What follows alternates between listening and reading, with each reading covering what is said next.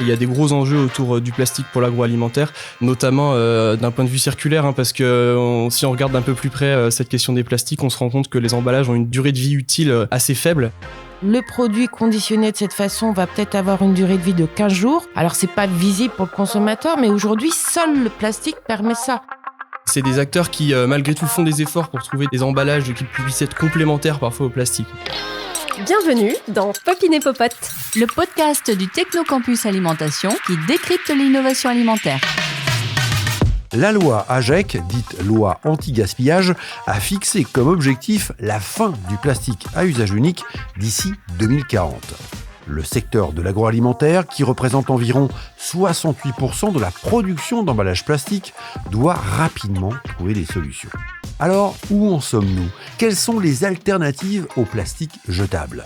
Et du point de vue réglementaire, quelles sont les dernières évolutions ? Réponse à ces questions et bien d'autres dans cet épisode avec nos deux invités, Sylvie Moison, directrice de l'IGEPAC, une association soutenue par la région des Pays de la Loire qui réunit industriels de l'agroalimentaire et fabricants d'emballages, et Louis Arnaud, chargé d'études économiques au département analyse et prospective de Solutions Éco, l'agence de développement économique de la région des Pays de la Loire.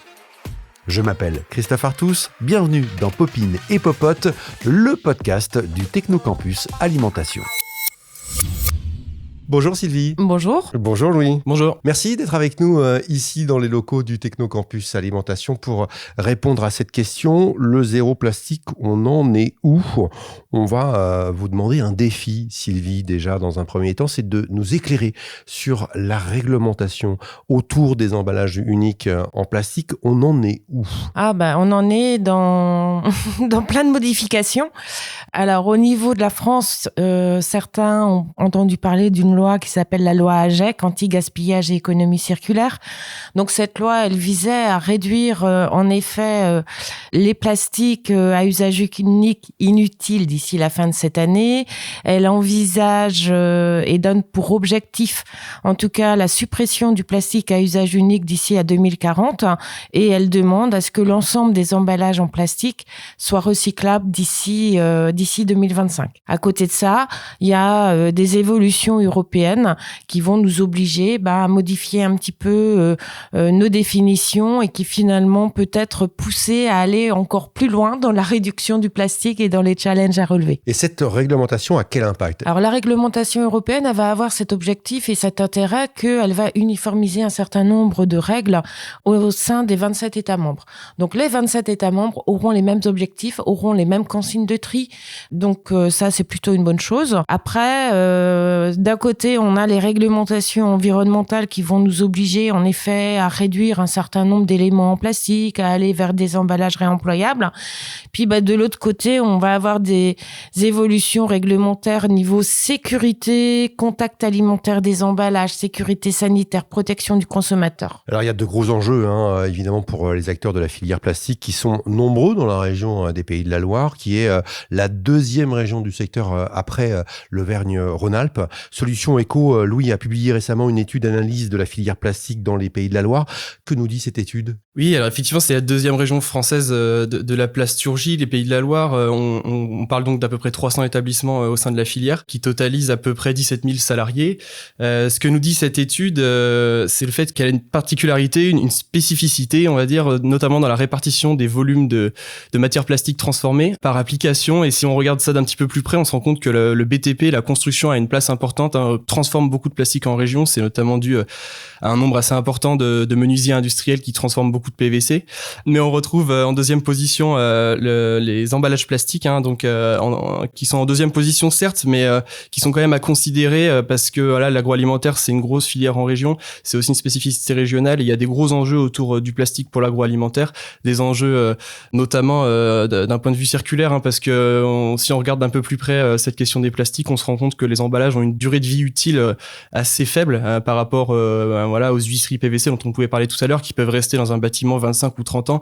Et c'est un des enjeux notamment de faire en sorte que ces emballages durent plus longtemps par des mécanismes de réemploi potentiellement, de recyclage également, avec des choses intéressantes qui se font sur le territoire. Alors dans ce podcast, on a l'habitude de parler d'innovation.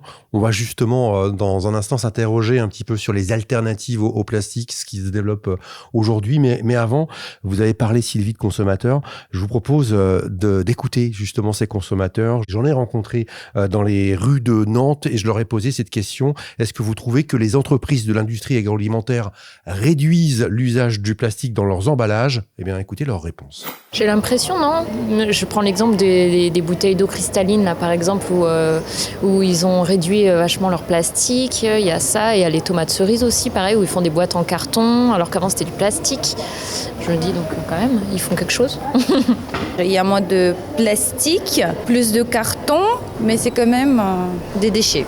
J'ai l'impression que parfois ils essaient de faire des substituts, par exemple avec du papier, mais souvent le papier à l'intérieur, il y a un double microfilm en plastique pour mieux conserver, donc c'est beaucoup de greenwashing pour le moment, donc il faudrait lutter contre ça aussi pour aller vers plus d'emballage sustainable. Il y a un objectif d'atteindre donc zéro plastique à usage unique d'ici 2040. Est-ce que ça vous semble jouable? Est-ce que selon vous c'est possible? Ça me semble compliqué parce qu'on utilise le plastique dans tellement de choses que pour moi c'est un peu utopique. Ouais, je suis d'accord, j'y crois pas non plus. En plus 2040 c'est demain, quoi. Donc je vois pas comment on peut changer aussi vite même les habitudes des consommateurs. D'ici 2040, non, ça me paraît même complètement irréaliste. Si la loi même est respectée derrière, parce qu'il y a toujours des moyens de s'en sortir, payer des amendes par exemple pour beaucoup de géants de l'industrie, c'est même plus rentable pour eux de payer une amende et de ne pas changer leurs moyens d'emballage. Je pense que oui, forcément il doit bien y avoir des solutions à grande échelle, on va dire. De toute façon, si à partir du moment où il y a une loi, on va dire que ce sera obligatoire, donc il faudra bien trouver des solutions. Popine et popote. Voilà, Sylvie, Louis, c'est nuancé les consommateurs concernant cette question du zéro plastique. Oui, c'est nuancé, mais en même temps, c'est vrai que c'est pas si facile que ça parce que le premier rôle d'un emballage, en fait, c'est de conserver le produit et notamment tout au long de sa durée de vie. Donc, si on prend des produits crus, la viande, la charcuterie que vous achetez dans des barquettes, alors ça ne se voit pas pour le consommateur, mais ces produits-là sont sous atmosphère modifiée, c'est-à-dire que on fait un vide d'air et on décide ensuite d'un pourcentage précis d'oxygène et de CO2, et c'est ce mélange gazeux qui va faire que le produit conditionné de cette façon va peut-être avoir une durée de vie de 15 jours, alors que si vous achetez bien sûr votre viande chez le boucher, vous n'allez avoir une durée de vie que de 3 ou 4 jours. Alors c'est pas visible pour le consommateur, mais aujourd'hui, seul le plastique permet ça. Est-ce que le consommateur va être, lui, prêt à changer ses habitudes et donc à arrêter de faire les courses une fois par semaine, mais devoir se dire, je vais devoir les faire 3 fois la semaine. Donc changer de plastique, c'est pas forcément qu'une impossibilité ou un manque de volonté des entreprises, c'est que c'est pas si facile que ça et que le premier rôle quand même de l'emballage, c'est de garantir la conservation dans les meilleures conditions possibles et le plus longtemps possible pour le consommateur pour éviter le gaspillage alimentaire. Et donc, ça se fait pas comme ça du jour au lendemain et c'est pas si évident que ça. Donc le greenwashing, c'est vrai que il y en a un petit peu. Moi, quand je vois, par exemple, en effet, les bouteilles d'eau qui sont en plastique, qui sont, elles, 100% recyclées et qui servent à faire d'autres bouteilles d'eau. Donc, on est dans une économie très vertueuse. Et quand on voit que des structures comme la SNCF remplacent ça par du carton, par exemple, enfin du Tetra Pak, qui est du carton avec 2 couches de plastique, on pour remplace... leur boisson, Voilà, pour leur bouteille d'eau plate, on remplace un emballage 100% recyclable par un emballage qui n'est recyclé qu'à 60%. Pour le consommateur, c'est mieux parce qu'il y a moins de plastique, il y a plus de carton.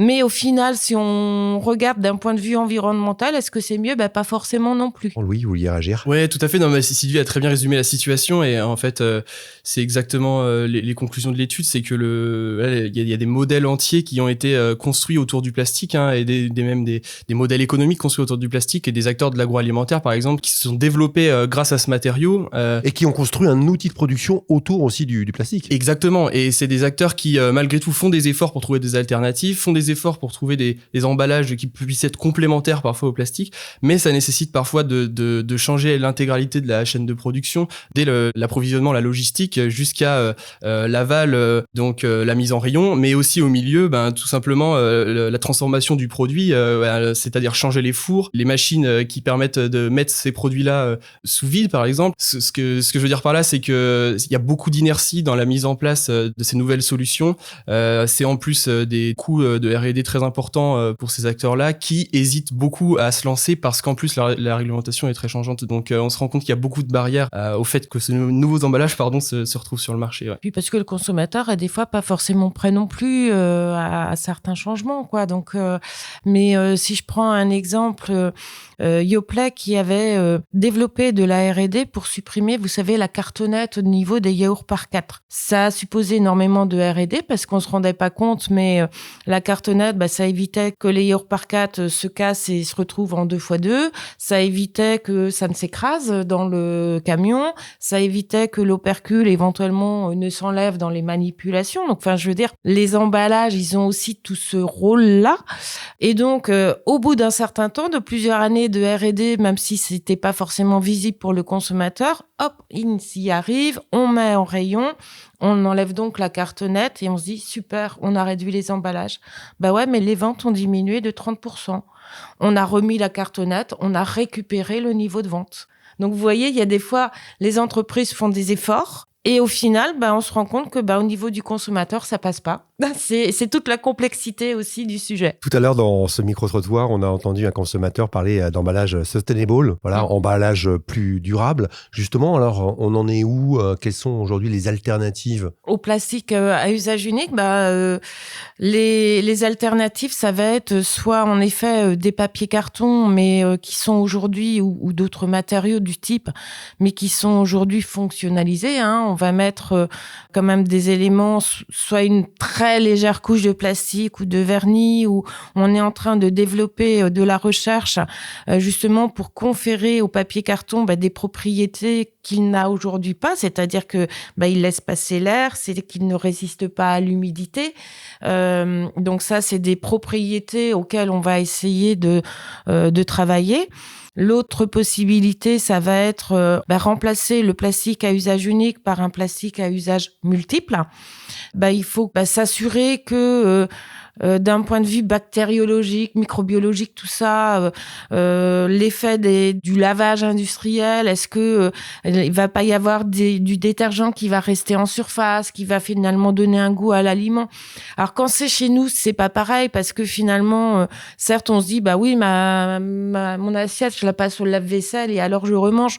Sauf que l'aliment, il reste pas longtemps dans l'assiette. C'est pas la même chose que quand un aliment reste minimum, une quinzaine de jours entre le moment où c'est conditionné et la fin de vie. En plus, si on met à l'abri de l'air, on est dans un environnement entre guillemets un peu confiné. Donc l'aspect odeur va être potentiellement plus fort. Enfin voilà. Et donc c'est pas parce que ça marche entre guillemets que nous on le fait à la maison que ça va marcher d'un point de vue industriel. D'autant que le consommateur va avoir des exigences fortes au niveau des industriels. Et la première des exigences à côté des emballages, c'est le sans conservateur, c'est le sans nitrite, c'est le sans plein de choses. Et que aujourd'hui, répondre à tout, c'est un peu compliqué parce que sans conservateur, c'est notamment grâce à un emballage qui garantisse une sécurité. Et c'est tout cet équilibre-là qui est compliqué aujourd'hui pour les entreprises et qui leur est difficile de se dire j'ai qu'à faire ça. Alors, on l'entend avec Sylvie, il y a des problèmes de sécurité sanitaire à résoudre, des problèmes techniques, des problèmes aussi, vous l'avez dit, réglementaires, et puis il y a aussi des problèmes économiques, Louis, également. Oui, il y a des problèmes économiques, parce qu'encore une fois, tout ça nécessite des efforts de R&D, nécessite une prise de risque. Malgré tout, il y a des entreprises qui jouent le jeu et qui ont de l'avance, qui prennent cette avance-là en tout cas, qui proposent de belles solutions, des emballages complémentaires au plastique. On peut avoir des exemples? Ouais, je pense notamment à des logiques de réemploi avec le retour de la consigne qu'on voit de plus en plus. C'est vrai pour les bouteilles, mais c'est aussi le cas en région avec des acteurs qui le font sur des barquettes en inox par exemple, avec des résultats qui sont satisfaisants mais qui sont difficiles à mettre en place à grande échelle. Et puis on voit des alternatives au plastique avec des matériaux comme le bois qu'on voit de plus en plus en magasin, qui pose parfois la question, par contre, des filières de recyclage derrière qui sont pas forcément en place, qui sont pas forcément prêtes, qui ne sont pas forcément autant que le sont les filières de recyclage du plastique. Donc voilà, il y a un équilibre encore une fois à trouver, et Sylvie, elle a bien dit, cette notion d'équilibre, elle est importante et elle est assez longue à mettre en place. Une autre initiative qui me semble très intéressante à mentionner, c'est au niveau des distributeurs d'emballage en plastique. On voit des distributeurs qui ont mis en place des systèmes de notation des emballages sur le même principe que le Nutri-Score, en fait, qui s'appelle le Pack Score et qui vient objectiver en fait l'impact de l'emballage sur l'environnement sur plein de critères, et ça permet donc aux clients de ces distributeurs-là de se positionner, ou en tout cas d'avoir conscience du produit qui est acheté et qui est ensuite mis en marché. Là, c'est un positionnement du distributeur.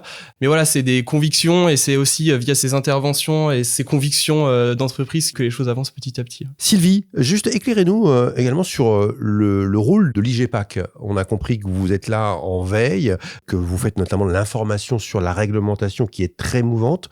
Vous avez aussi un rôle de remonter au niveau notamment de la Commission européenne. Alors c'est vrai que l'IGEPAC, aujourd'hui, on a pas mal d'échanges en effet avec certaines commissions, la commission environnementale ou la commission sécurité alimentaire de la Commission européenne. En effet, notre rôle principal, en effet, c'est de sensibiliser les entreprises aux évolutions réglementaires auxquelles elles vont devoir répondre. Et si on ne voit pas de solution, se dire qu'est-ce qu'on peut expérimenter ensemble de façon à pouvoir y répondre et vous apporter une solution à la filière. Puis je dirais que l'IGEPAC, on regroupe à la fois des entreprises de l'agroalimentaire, mais aussi des fabricants d'emballage tout matériaux, donc papier, plastique, carton, métal, les encres, les différentes composantes. Donc en fait, on est neutre. On n'est pas des lobbyistes. On est là pour que tout le monde travaille ensemble du mieux possible pour répondre en effet aux exigences, tout en garantissant en effet que la solution alternative soit vraiment une meilleure solution pour l'environnement, mais aussi pour le consommateur. Alors les solutions alternatives, justement, est-ce que vous avez envie de partager une alternative au plastique, une voie à prendre peut-être ? Les alternatives au plastique à usage unique, pour moi, c'est important de préciser. Donc, ça va être en effet d'essayer de trouver des alternatives d'emballage à usage multiple. Donc là, les choses sont en cours, et puis c'est vrai qu'il y a les aspects réglementaires, sécurité qui sont importants. Je pense qu'en effet, les aspects liés au papier carton qui vont s'améliorer et qui vont apporter demain des nouvelles solutions, ou en tout cas des solutions permettant de réduire la quantité globale de plastique par rapport à une unité vente consommateur. Voilà. Et puis demain, il y aura peut-être en effet de nouveaux matériaux faits à partir de coproduits. Par contre, ces matériaux-là, il faudra aussi qu'ils soient recyclables. Donc, ça supposera de mettre en place une filière, que c'est toute la boucle qu'il faut intégrer.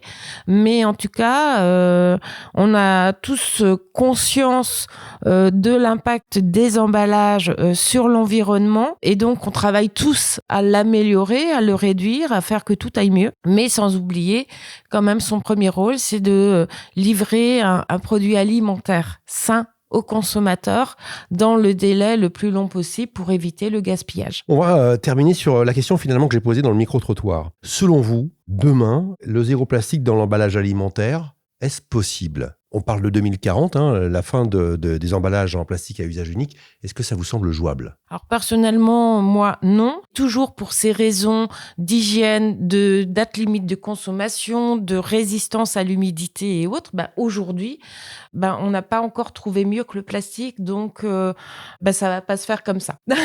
Je suis assez d'accord, l'échéance me paraît courte par rapport à tout ce que ça implique en termes de changement des modèles, en termes d'évolution des consciences aussi, des perceptions, et donc avec cette question de la sensibilisation qui se fait au long cours. Je crois plutôt que le plastique aura toujours une place, mais que tout ça va cohabiter avec de nouvelles solutions qui trouveront aussi leur place petit à petit.